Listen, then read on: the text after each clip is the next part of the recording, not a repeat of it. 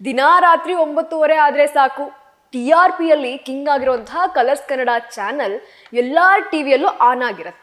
ಎಲ್ಲಾ ಜನರ ಮನಸ್ಸನ್ನ ಗೆದ್ದಿದ್ದಂತಹ ಗಿಲ್ಲಿಯ ಒಂದು ನಿರ್ಧಾರ ಇದೀಗ ಎಲ್ಲರಿಗೂ ಅಚ್ಚರಿಯನ್ನ ಮೂಡಿಸೋದಲ್ಲದೆ ಅಶ್ವಿನಿ ಅವ್ರನ್ನ ಡೈರೆಕ್ಟ್ ಫಿನಾಲೆ ವಾರಕ್ಕೆ ರೀಚ್ ಆಗೋದಕ್ಕೆ ಹೆಲ್ಪ್ ಮಾಡ್ತಾ ಇದೆ ಎನ್ನುವ ಮಾತು ಸಹ ಇದೀಗ ಎಲ್ಲಾ ಕಡೆ ಚರ್ಚೆ ಆಗ್ತಾ ಇದೆ. ಈ ಸೀಸನ್ ನ ಕೊನೆಯ ಕ್ಯಾಪ್ಟನ್ ಯಾರು ಎಂಬ ಆಯ್ಕೆಯೂ ಸಹ ಆಯ್ಕೆ ಮಾಡುವಂತಹ ಪ್ರಕ್ರಿಯೆಗಳು ಸಹ ಇದೀಗ ಆರಂಭವಾಗಿದೆ ಬಿಗ್ ಬಾಸ್ ಮನೆಯಲ್ಲಿ.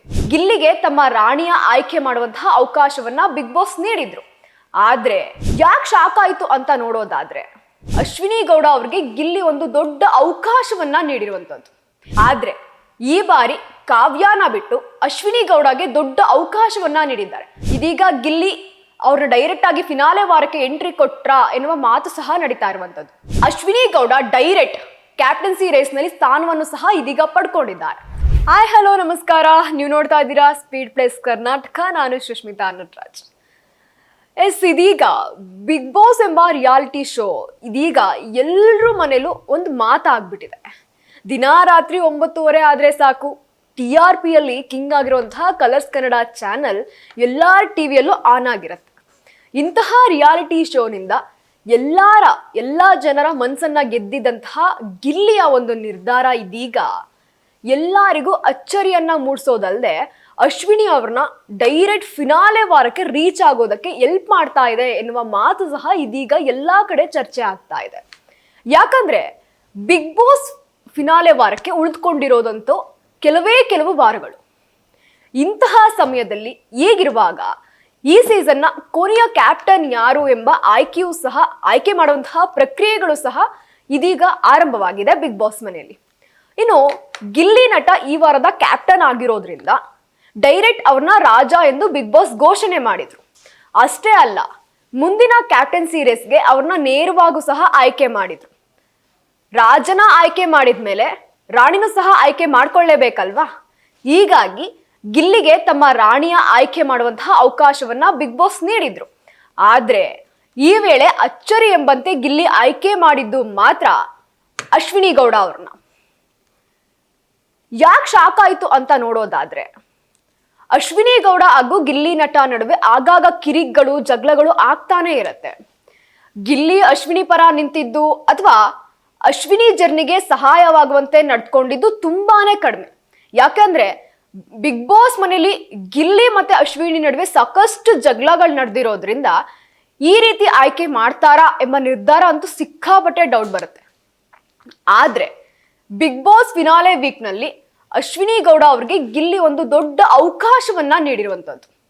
ಈ ನಿರ್ಧಾರ ಮನೆಯಲ್ಲಿರುವಂತಹ ಅನೇಕರಿಗೆ ಅಚ್ಚರಿ ತಂದ್ರೆ ಕೆಲವರಿಗೆ ಶಾಕ್ ಆಗುವಂತೆ ಮಾಡಿದೆ. ಅದ್ರಲ್ಲೂ ಯಾವಾಗ್ಲೂ ಸಹ ಕಾವ್ಯ ಪರವಾಗಿ ಗಿಲ್ಲಿ ಹೆಚ್ಚು ನಿಲ್ತಾ ಇದ್ರು. ಆದ್ರೆ ಈ ಬಾರಿ ಕಾವ್ಯಾನ ಬಿಟ್ಟು ಅಶ್ವಿನಿ ಗೌಡಗೆ ದೊಡ್ಡ ಅವಕಾಶವನ್ನ ನೀಡಿದ್ದಾರೆ. ಗಿಲ್ಲಿ ಮನ್ಸು ಮಾಡಿದ್ರೆ ಕಾವ್ಯ ಅವ್ರನ್ನ ಕ್ಷಣ ಮಾತ್ರದಲ್ಲಿ ರಾಣಿ ಪಟ್ಟವನ್ನ ನೀಡಿ ಕ್ಯಾಪ್ಟನ್ಸಿ ರೇಸ್ಗೆ ಆಯ್ಕೆ ಮಾಡ್ಬೋದಿತ್ತು. ಆದ್ರೆ ಅಶ್ವಿನಿಗೆ ಅಂತಹ ಆಯ್ಕೆ ಕೊಟ್ಟು ಇದೀಗ ಗಿಲ್ಲಿ ಅವ್ರನ್ನ ಡೈರೆಕ್ಟ್ ಆಗಿ ಫಿನಾಲೆ ವಾರಕ್ಕೆ ಎಂಟ್ರಿ ಕೊಟ್ರ ಎನ್ನುವ ಮಾತು ಸಹ ನಡೀತಾ ಇರುವಂತದ್ದು. ಇನ್ನು ಈ ಆಯ್ಕೆ ನಡೆಯುವ ಇಂದಿನ ದಿನವಷ್ಟೇ ಅಶ್ವಿನಿ ಬಳಿ ಮಾತನಾಡಿದಂತಹ ಗಿಲ್ಲಿ, ನಿನ್ಗೆ ಟಾಸ್ಕ್ ಆಡೋಕೆ ಬರಲ್ಲ, ನೀವು ಟಾಸ್ಕ್ ಆಡೋಕೆ ಲಾಯಕ್ಕಿಲ್ಲ, ನೀವು ಯಾವ ಟಾಸ್ಕ್ ಆಡಿದ್ರು ಗೆಲ್ಲಲ್ಲ ಅಂತ ಈ ರೀತಿ ಎಲ್ಲ ಮಾತನಾಡಿದ್ರು.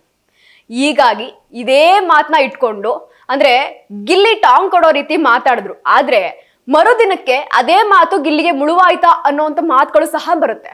ಹೀಗಾಗಿ ಇಂತಹ ಮಾತುಗಳನ್ನ ಇಟ್ಕೊಂಡು ಅಶ್ವಿನಿ ಗೌಡ ಗಿಲ್ಲಿಗೆ ಟಾಂಗ್ ಕೊಡೋಕೆ ಆರಂಭಿಸಿದ್ರು. ನನಗೆ ಟಾಸ್ಕ್ ಆಡೋಕೆ ಬರೋದಿಲ್ಲ ಎಂದಿದ್ದಲ್ಲ, ಹಾಗಾದ್ರೆ ಆ ಮಾತಿನ ಮೇಲೆ ನಿಂತ್ಕೋ ಅಂತ ಅಶ್ವಿನಿ ಗೌಡ ಗಿಲ್ಲಿ ಜೊತೆ ವಾದನೂ ಸಹ ಮಾಡಿದ್ರು.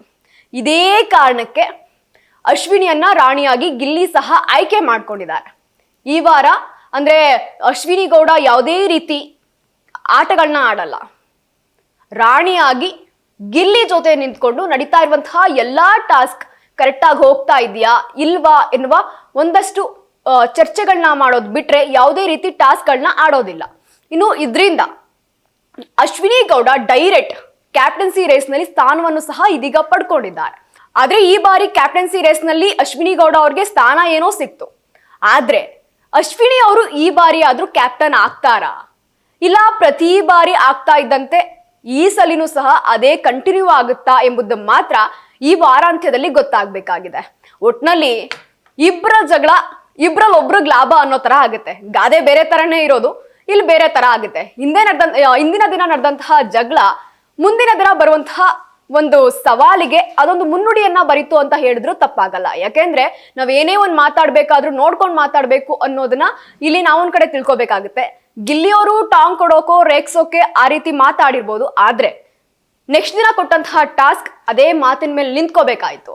ಒಟ್ನಲ್ಲಿ ಇದಾಗಿತ್ತು ಈ ಕ್ಷಣದ ಸುದ್ದಿ. ಮತ್ತಷ್ಟು ಅಪ್ಡೇಟ್ಸ್ಗಾಗಿ ನೀವು ನೋಡ್ತಾ ಇರಿ ಸ್ಪೀಡ್ ಪ್ಲಸ್ ಕರ್ನಾಟಕ. ನಿಮ್ಮಿಂದ ನಿಮಗಾಗಿ ನಿಮಗೋಸ್ಕರ.